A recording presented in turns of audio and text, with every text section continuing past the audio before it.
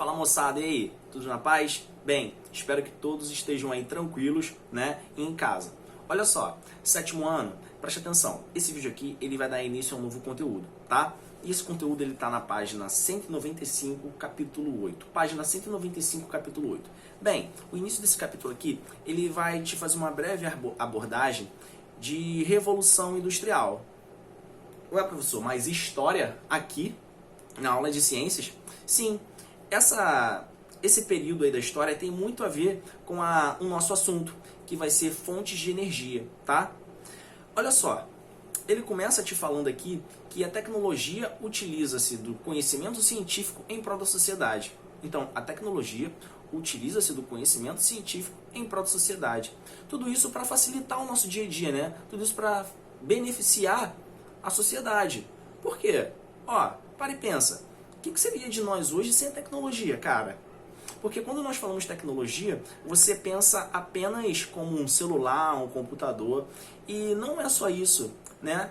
Para e pensa, imagina se nós não tivéssemos os metais, por exemplo.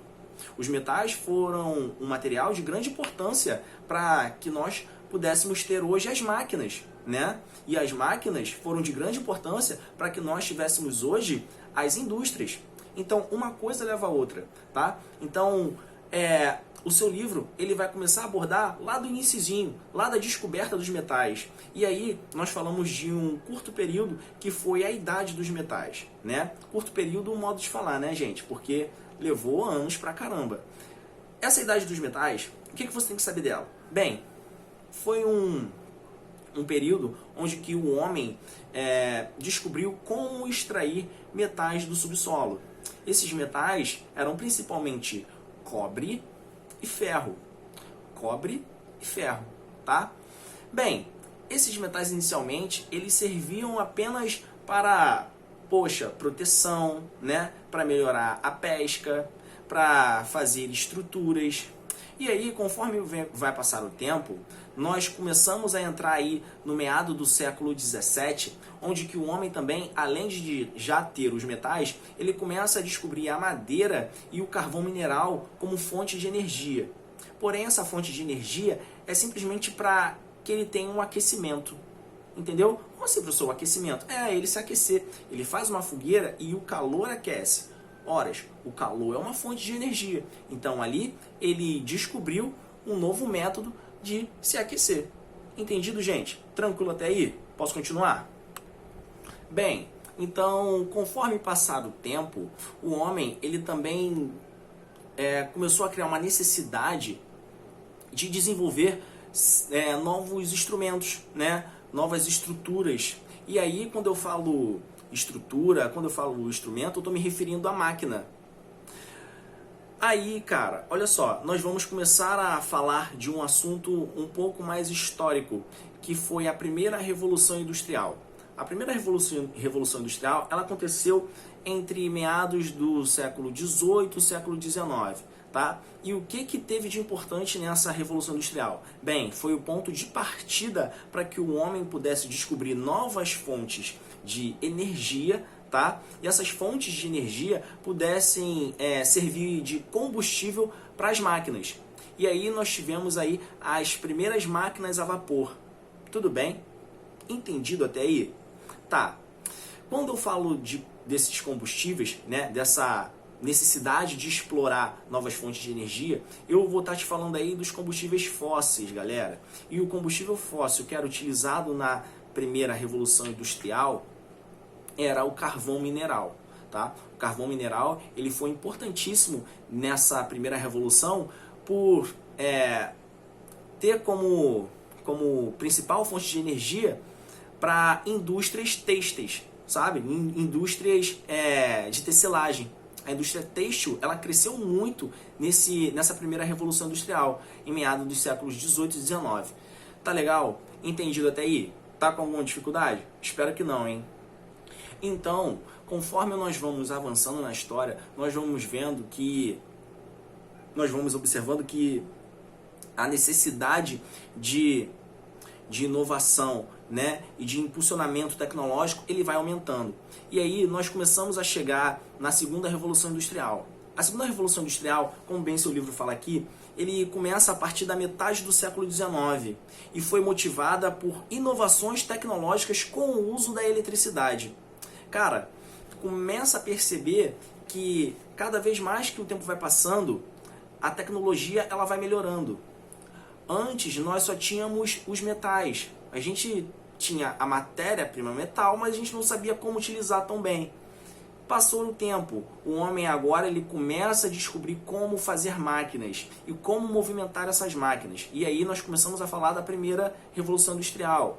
A primeira revolução industrial foi utilizada como fonte de energia o carvão mineral, as Marias Fumaças, né? A máquina a vapor.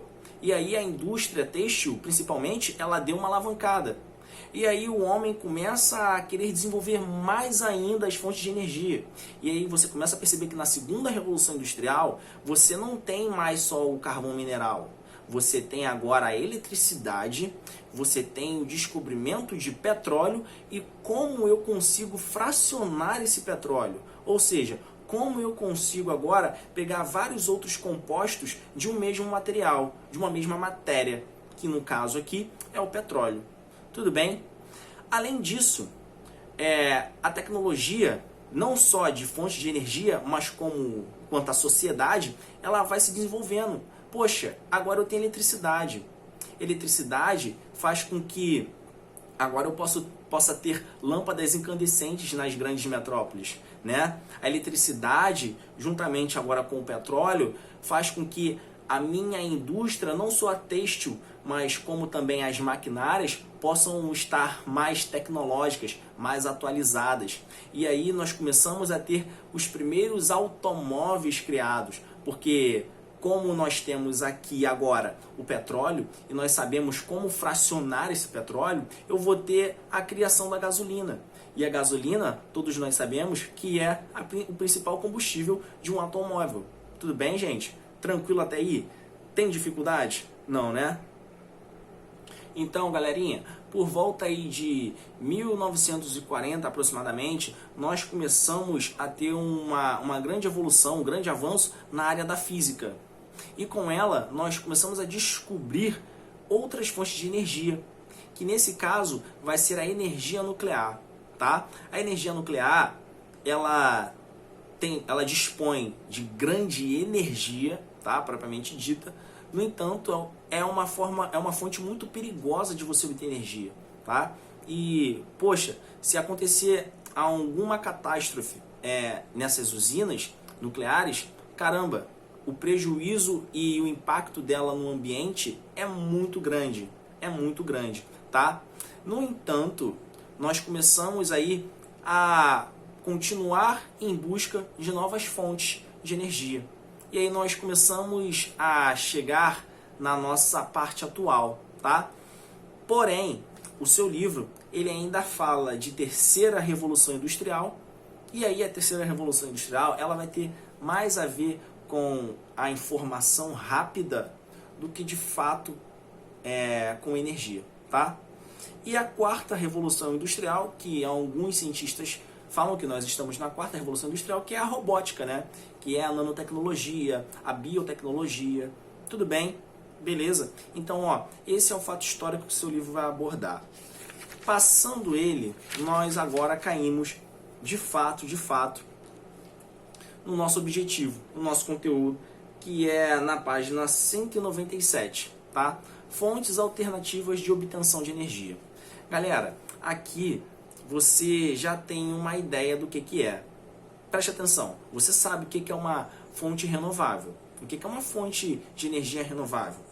Poxa, é aquela energia, é aquela fonte em que eu não tenho limite, né? Pode-se dizer, eu não tenho uma fonte limitada e o impacto dela é muito pouco. O impacto dela no ambiente é muito pouco. Ou seja, eu poluo pouco e produzo bastante energia. Isso seria uma fonte renovável. É a fonte não renovável. A fonte não renovável é aquela em que você tem uma matéria limitada de energia, tá? Você produz, porém sabendo que aquela matéria que você está produzindo a energia, ela vai acabar. Um grande exemplo é o petróleo, né? Todos nós sabemos que o petróleo ele está acabando, tudo bem? E além disso, eu tenho um grande impacto no ambiente, né? Um grande impacto ambiental, que no caso é a poluição, tá? No entanto, aqui nesse módulo, nesse capítulo, nós só vamos falar da fonte de energia renovável. Tá legal, gente? Vamos lá então? Então, olha só, o seu livro, o primeiro recurso natural que o seu livro vai abordar vai ser a biomassa, né? Tá acompanhando aí comigo? Ó, acompanha aqui, tá? Página 197. Bem, esse recurso é a biomassa. A biomassa é um recurso natural, tranquilo, que provém de matéria orgânica. Como assim, professor, matéria orgânica? Então, as suas fezes é matéria orgânica. Um animal morto é matéria orgânica. A árvore morta pode se transformar em matéria orgânica. E essa matéria orgânica, ela vai nos dispor energia. Por exemplo, se eu te falo de biocombustíveis, poxa, não é uma fonte de energia? Sim. Se eu te falo de biogás, né, que provém das fezes, é uma fonte de energia? Sim. Se eu te falo do etanol, não é uma fonte de energia? Sim. Então, tudo isso vai ser uma fonte considerada renovável por não ter tanta emissão de poluentes assim, e o impacto dela no ambiente vai ser mínimo. Preste atenção, não significa que não vai ter. Eu estou falando que vai ser muito pouco se comparado a outras fontes não renováveis. Tá bem, gente? O segundo aí que o seu livro vai abordar são as usinas hidrelétricas, né? Como eu já comentei com vocês, as usinas hidrelétricas, elas dispõem de grande quantidade de água, grande quantidade hídrica. Você precisa de água, muita água e força nessa água, ou seja, precisa que tenha queda. E o movimento dessa água faz com que possa girar turbinas, e essas turbinas produzir energia para nós, sociedade. Tá bem? Então, é uma fonte renovável? Sim, é um recurso renovável. Por quê? Provém da água, provém do movimento da água. Tá legal? Beleza? Então vamos virar aí na página? Vira aí, por favor. Página 198. Ele vai estar te dando alguns exemplos aí de alguns recursos que também vão ter o movimento de água, e esse movimento vai produzir energia. Que no caso aqui ele está te falando dos moinhos d'água, né? Que são chamados os monjolos. E também os carneiros hídricos, né? Aquele que você movimenta e aí vai criando ali uma energia cinética, produzindo energia, tá? A segunda é a energia eólica. Bem, eu comentei, eu acho que no outro vídeo, um pouco da energia eólica, né? A energia eólica, ela provém do movimento das pás, é como se fosse um moinho, onde que bate o vento e o vento gira essas pás. O girar dessas pás tem movimento e esse movimento é transformado em energia. Tudo bem? Também é um recurso renovável. Por quê, professor? Poxa, o vento, cara, o vento ele vai poluir? Não, claro que não. O vento ele não vai poluir. E outra coisa, o vento não vai acabar. Então ele é um recurso renovável, tá? Nós temos aí o próximo, energia solar, né? Energia solar. A energia solar, ela provém do sol, né? No entanto, nós precisamos de um instrumento, uma ferramenta que são painéis. Esses painéis são chamados de painéis fotovoltaicos. O que esses painéis fazem? Tá difícil de falar aqui, né? O que esses painéis fazem? Bem, o sol emite luz, emite calor. Esses painéis absorvem esse calor, transformando esse calor em energia para casa ou para a empresa. Enfim, ele pega a energia solar e transforma em energia elétrica, tá? Também é um recurso renovável. Todos os que eu estou falando aqui vai ser um recurso renovável, tá? O outro que ele vai comentar aí para você é a energia geotérmica.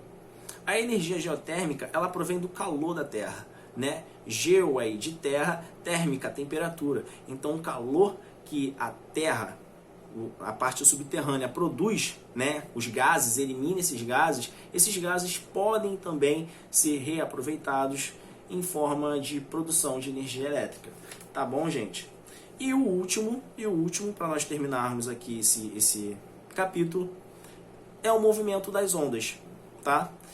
Porém, o seu livro ele não fala esse nome, mas se você quiser escrever, você pode escrever. É a famosa maré motriz. Tudo junto, tá? Maré motriz, tá? Maré motriz com Z no final.